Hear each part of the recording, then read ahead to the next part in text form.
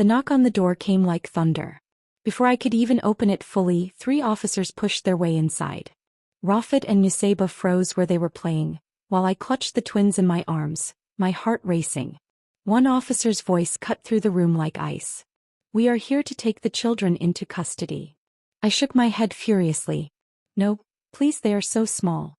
Don't separate them, please don't split my babies." Rafid wrapped his arms around Nusaiba, crying, "Mama, don't let them take us." The twins began wailing in my arms, their tiny fists clinging to my clothes. But they pulled them away one by one, tearing my family apart before my eyes.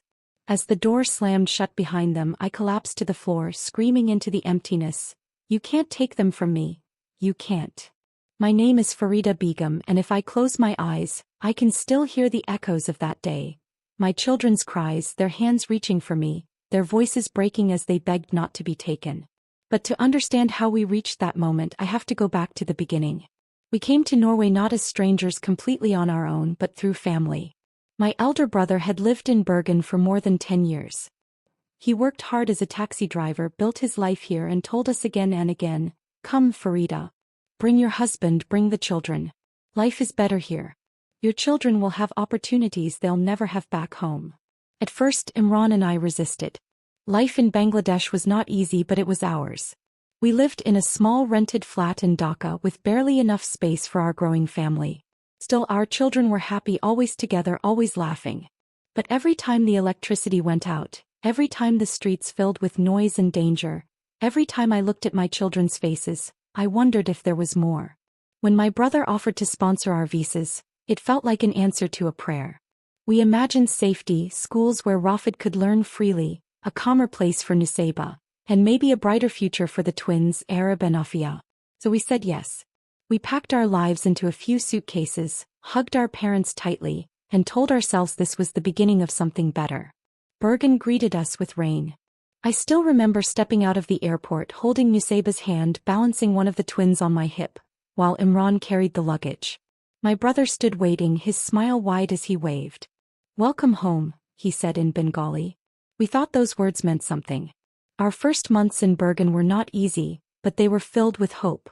My brother found us a small apartment not far from his own. It was modest, 2 bedrooms, a narrow kitchen, a living room with old furniture, but to me it felt like a palace compared to what we had left behind. Every corner echoed with laughter. Rafid and Nusaiba chased each other down the hallway. The twins learned to crawl on the living room carpet, their giggles filling the space. In the evenings, Imran would return from his shift at a local restaurant, tired but smiling, lifting the twins into the air while Rafid and Nusaiba clung to his legs. Those were the moments that made everything worth it. From the beginning, Rafid stood out as the eldest. At just 5 years old, he carried himself like a little guardian, always watching over his younger siblings. If Nusaiba cried, he was the first to comfort her. If the twins fussed, he would run to me saying, "Mama, I'll help." His small hands tried to hold them even if they were nearly his size. Nusaiba at 3 was the gentlest soul. She would sit beside me while I cooked, humming little songs, her dark eyes wide with curiosity. She was sensitive, often clinging to me when the world felt too big. She adored Rafid, following him everywhere, and she adored the twins, always trying to share her toys with them. And the twins, my sweet Arab and Afia, were inseparable even then. One laughed, the other laughed. One cried, the other cried. Their bond was something magical, something pure, as if they had been created not as two, but as one soul split in half. Together they were my world. Our routine was simple. In the mornings I would walk Rafid and Nusaiba to a nearby preschool. It was new for them, being surrounded by a language they barely understood, but they adjusted quickly. Rafid learned words in Norwegian faster than I expected. He came home one day proudly telling me hey instead of hello. Nusaiba took longer, often shy, clinging to me at drop-off, but every afternoon when I picked them up, she came running into my arms, smiling. The twins stayed with me during the day. I sang to them in Bengali, sometimes mixing in Norwegian words to help them learn. My days were filled with diapers, feedings, and lullabies, but also with a deep sense of purpose. I was raising 4 beautiful children in a land that promised them a future. At night, we all gathered around the dinner table. Imran told us stories of his long shifts at the restaurant, How the chef yelled too much, how his feet ached from standing all day, but his eyes always softened when he looked at the children. "I'm doing this for them," he whispered to me when they had gone to bed. And I believed him. I believed that all of our sacrifices were worth it. But there was something I didn't understand then. Something none of us immigrants truly understand until it's too late. We thought love was enough. We thought our traditions, our ways of raising children would be respected. But in Norway, the smallest difference could be seen as danger. It began with small visits. People from Velford came saying it was routine just to check on families. My brother had warned us, but I didn't think much of it. "It's normal here," he said. "They want to make sure children are safe." During the first visit, 2 officers looked around our apartment. They asked about our routines, about Imran's work hours, about the children's sleeping arrangements. I answered honestly. The children often slept together in one room, sometimes with me if they were afraid of the dark. In our culture, siblings and parents share beds. It's how we show love, how we make them feel secure. But I noticed the way the officers exchanged glances, the way they scribbled in their notebooks. I tried to explain, smiling nervously. "In Bangladesh, families sleep close. The children feel safe this way." Their eyes didn't soften. The visit ended with polite words, but I felt unease settle into my chest. Weeks later, another visit came. This time they asked more questions. Did Rafid have his own bed? Did Nusaiba sleep alone? Did the twins ever share the same crib? I felt judged, though I had done nothing wrong. My children were healthy, happy, growing. But their questions carried an unspoken accusation that our love, our closeness was wrong. Imran tried to reassure me. "They won't take children for sleeping arrangements. They can see they're well cared for." But I couldn't shake the fear. Every knock on the door made my heart race. Every time the children cried at night, I held them closer, as if my embrace could shield them from the invisible threat lurking just outside. One evening, Rafid asked me, "Mama, why do people come here and look at us? Did we do something bad?" My chest tightened. "No, my love. You did nothing wrong. You are perfect. They just don't understand our ways." He frowned, his small brow furrowed. "But why? We're a family." I kissed his forehead, hiding my tears. "Yes, Rafid. And nothing can change that." But deep inside I was afraid that something could. Looking back now, I realized those early visits were the beginning of everything. The notes they scribbled, the way they looked at me when I said my children slept together. Those were warnings. We thought we were safe because we had family here. Because we were working hard. Because our children laughed and played and thrived. But love wasn't enough. And soon we would learn how fragile everything was. The day they came to take my children is carved into my soul like a scar that will never fade. It was early evening. Imran had just returned from work and the children were playing in the living room. Rafid and Nusaiba were building towers with blocks, while I rocked the twins on my lap, singing softly to calm them before bedtime. Then came the knock. That knock I had grown to fear. When I opened the door, 3 officers stood there, accompanied by the same woman who had visited us before, her hair pulled tight in a ponytail, her face like stone. She stepped inside without waiting for an invitation. Her words were sharp and final. "We are placing your children into temporary custody." My heart stopped. "What? No, please. They are fine, they are safe with me." She held out a paper stamped and signed. "There are concerns about overcrowding and proper individual care. The children will be split into different foster arrangements for their well-being." I froze, the words sinking like knives into my chest. "Split?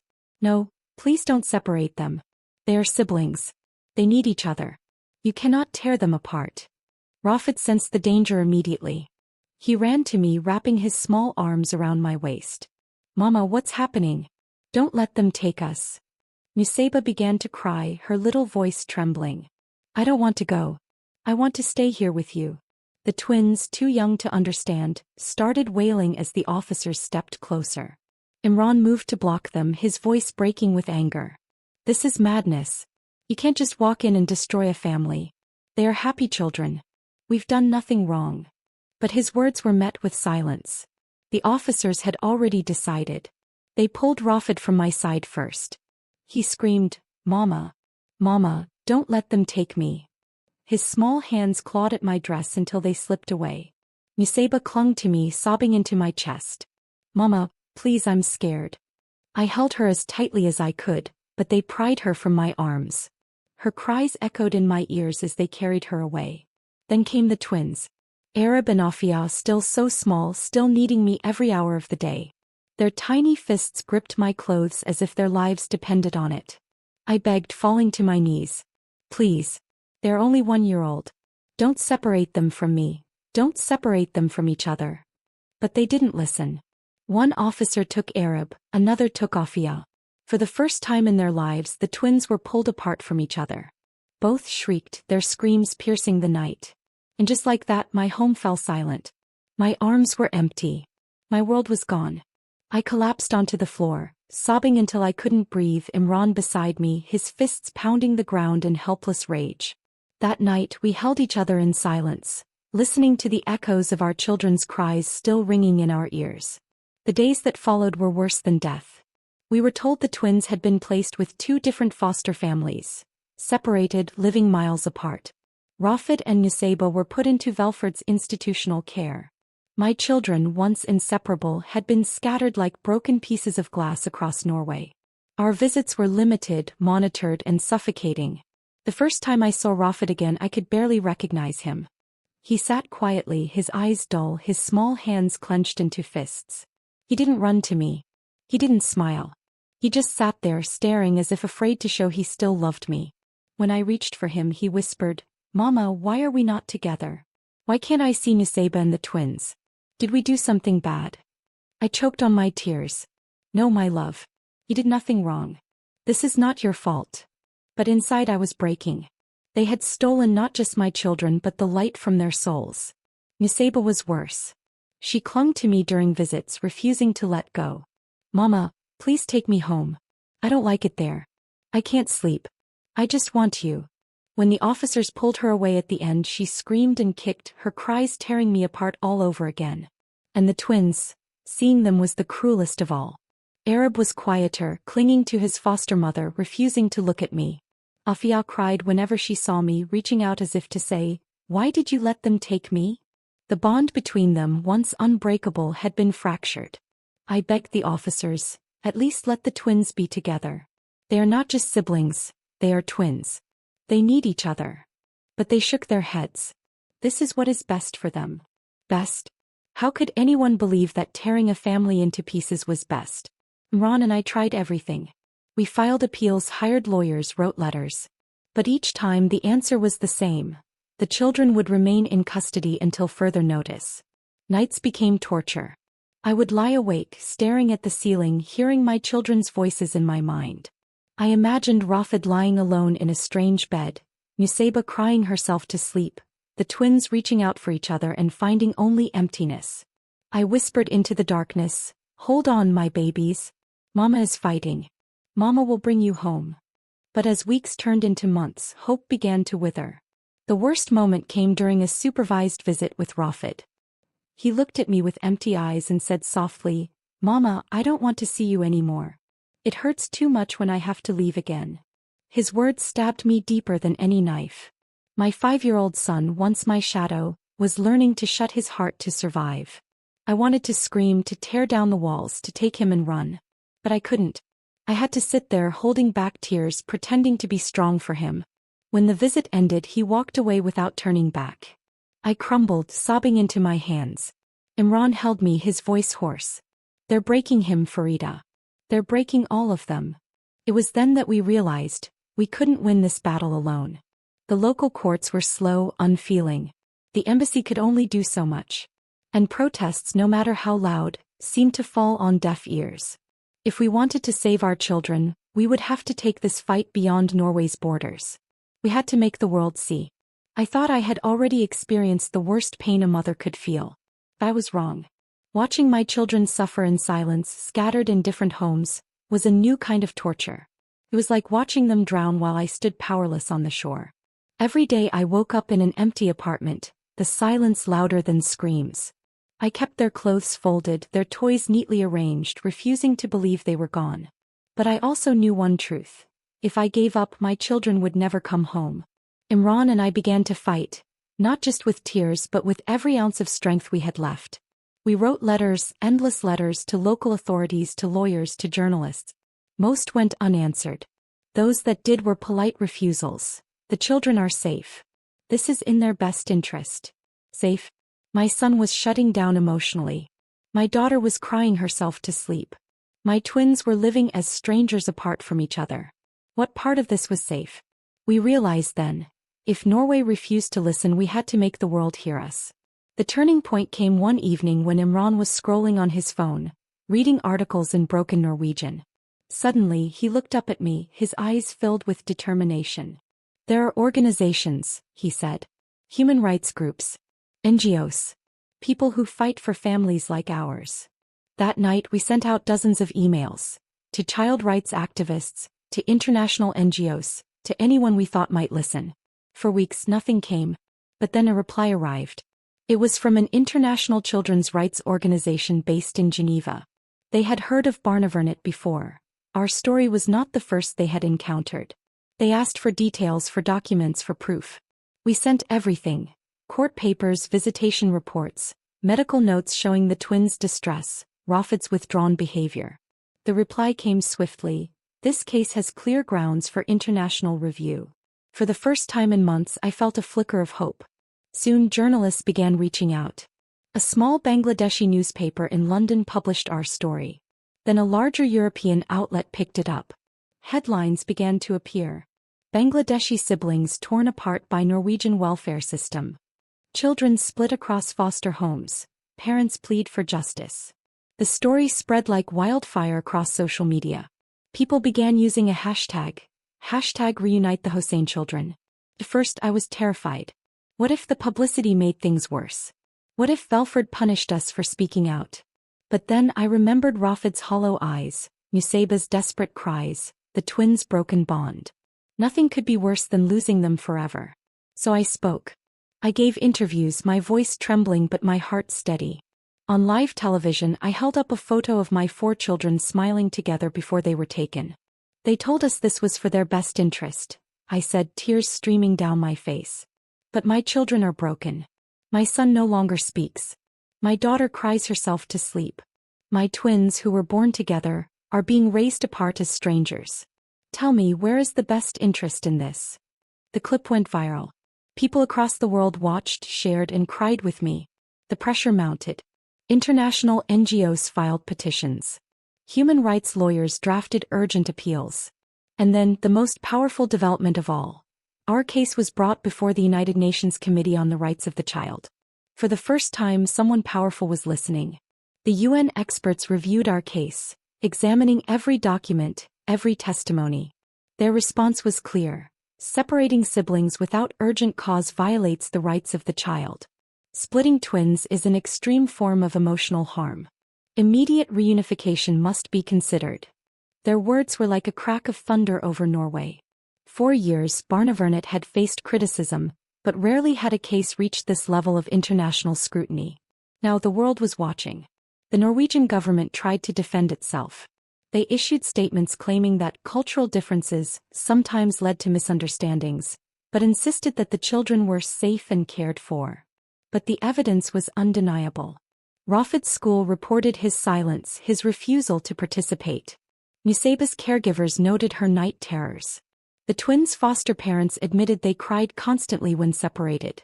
The world was no longer convinced by polite excuses. Protests erupted, not just in Norway but across Europe. Outside Norwegian embassies in London, Paris, and Dhaka, people held signs reading, "Stop splitting families. Children belong with their parents.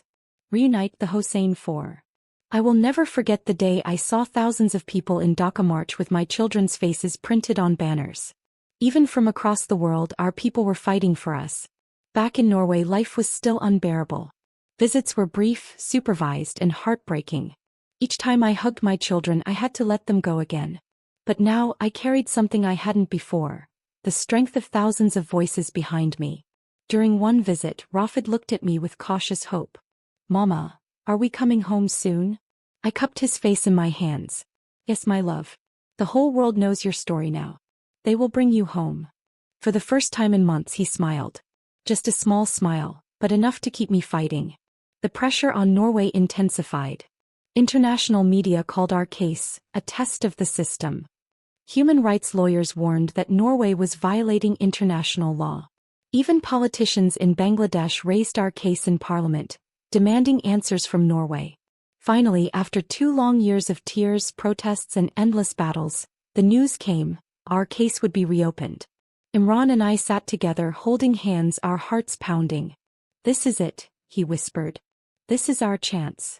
The courtroom this time was different. It was no longer just our voices against theirs. It was our voices backed by the world.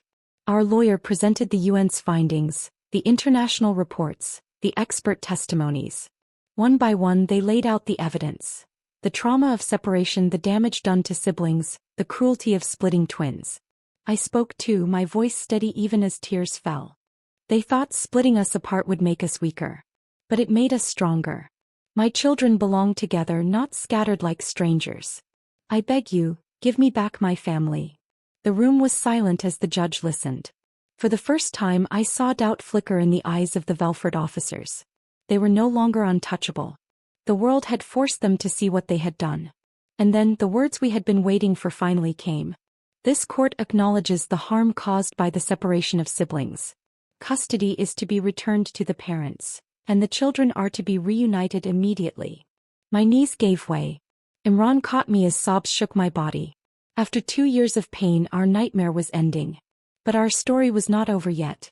The judge's words still echo in my heart. Custody is to be returned to the parents, and the children are to be reunited immediately. For a moment I couldn't move. I sat frozen in the courtroom, my breath caught in my chest. Then, like a dam breaking, the tears came. My hands shook as I covered my face, sobbing into the silence. Imran gripped my shoulder, his own eyes wet. We had dreamed of this moment for 2 long years, but living it felt unreal. And then, they brought in the children. Rafid was the first to walk through the door. My little boy, no longer little, he had grown taller, thinner, his face more serious. But when his eyes met mine, the facade broke. "Mama," he cried, running into my arms. I clutched him, feeling his small heart pounding against mine. "You're home now," I whispered. "You're finally home." Next came Nusaiba. She didn't walk, she ran, sobbing, her arms outstretched. "Mama. Baba." She threw herself into our embrace, clinging to me so tightly that I thought she might never let go. "Please don't let them take me again," she begged. And then the twins. Arab and Afia, brought in together this time side by side. They looked uncertain at first, holding back. But then Afia's eyes lit up. "Mama," she whispered as if testing whether I was real. "Yes, my love. Mama's here." In that instant both twins ran forward, their tiny arms wrapping around my legs. I fell to my knees, gathering all 4 of my children into my arms at once. We were a tangled mess of tears and laughter, clinging to each other with a desperation that only comes from being broken and made whole again. Imran knelt beside us, wrapping his arms around us all. His voice cracked as he said, "This is what they tried to destroy. But they couldn't. They never will." The officers looked away. The judge adjusted his glasses, his expression unreadable. But I didn't care. For the first time in 2 years I held my whole world in my arms again. The days that followed were filled with joy and pain. Joy because my children were home. Our apartment, once silent and empty, was alive again with laughter, toys scattered across the floor, little feet running through the rooms. Rafid taught Nusaiba new games. The twins followed them around giggling, and at night, all 4 clung to me, refusing to sleep unless they were pressed tightly against my side. But pain too, because I saw what those years had done to them. Rafid still woke in the night, crying silently, his small body shaking with nightmares he didn't speak of. Nusaiba was clingy, terrified if I left even for a moment. And the twins, oh the twins.